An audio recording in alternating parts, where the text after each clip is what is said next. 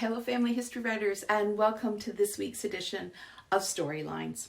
We are 1 week away from the start of the Family History Writing Challenge, and hope everyone is busy getting ready, gathering your research, outlining your stories.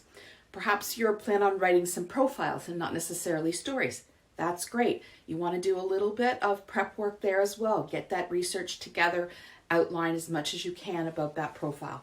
But some of you may just be finding out about us and the challenge, or just getting around to getting ready for the challenge. So today I thought we would discuss how to get ready if you're short on time and just can't get an outline done before February 1st.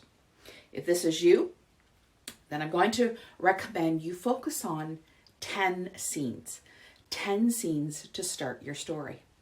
If you can identify these 10 scenes and prepare a short little scribble draft for each, well, you'll have plenty to keep you writing through the month of February. So first, let's identify those 10 scenes.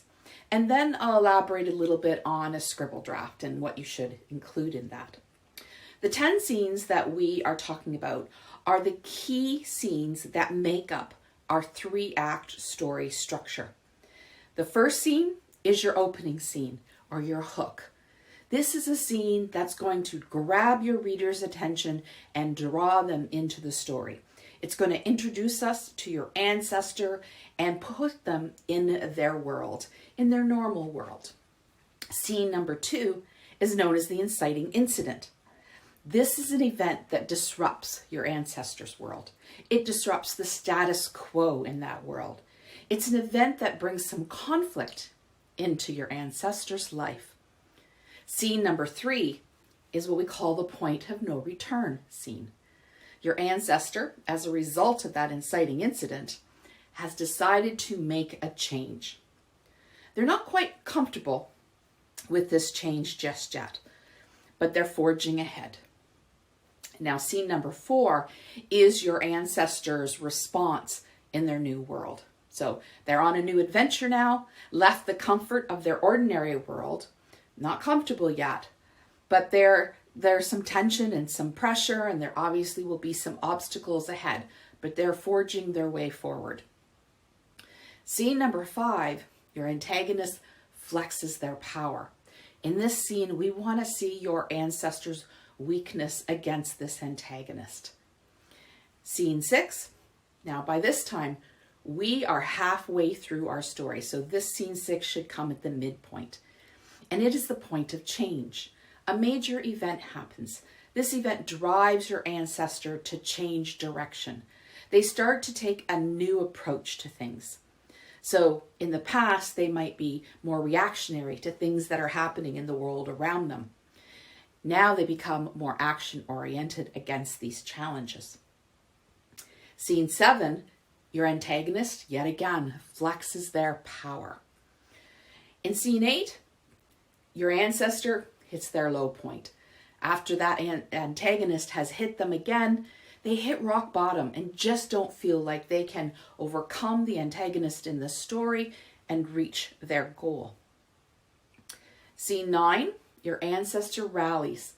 They pull themselves up by the bootstraps, and they might have some sort of an epiphany or an awakening, or just realize what they need to do to reach their goal. And finally, scene 10. This is your climactic scene. This is when your ancestor faces their antagonist one last time, but this time they win. Now, if you take the next week to map out these 10 key scenes and create a small scribble draft for each, you'll have a great skeleton outline for your story. And you'll be writing the 10 most important scenes in your story, which will absolutely help you to create a really strong first draft. And then it'll be a matter of now connecting those key scenes with other scenes and exposition. Now, I mentioned a scribble draft. What is a scribble draft? Well, a scribble draft is a bullet point sketch of the scene. Just jot down in point form some key points. Who are the characters in the scene? From whose point of view is the scene being written? What are the setting details? All in point form. You want to see the action. point form. How is the action playing out in the scene? And any other details that you can think that you would want to include in this scene. Perhaps some imagery, or maybe you want to have a focus on the theme. As well as thinking about that outer action that your ancestor's moving through, you also want to think about your ancestor's inner emotions in the scene. Make sure your scene has a goal or purpose. Every scene should have a goal. Make sure there's conflict in your scene, and make sure there's some sort of an outcome that sets us up for the next scene. Now, I've provided a downloadable worksheet for you below.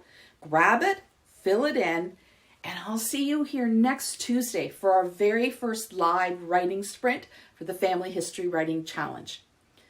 Now, if you're watching this on YouTube, make sure you subscribe to the channel.